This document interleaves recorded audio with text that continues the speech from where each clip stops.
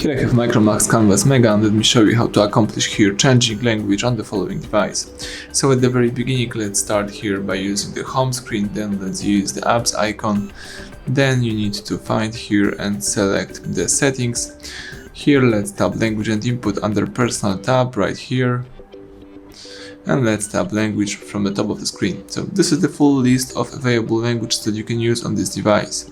So in my case, let me switch my language to Espanol. As you can see right now, the whole list of settings and also apps are in Spanish. If you would like to go back to previous version, to the English one, let's use apps icon, select ajustes, scroll down and choose here idioma in traducción de texto, type idioma again, and let's here choose English from United States, for example. That's it. Right now you can use the English version of your device. So thank you for watching. Please subscribe our channel, leave thumbs up under the video.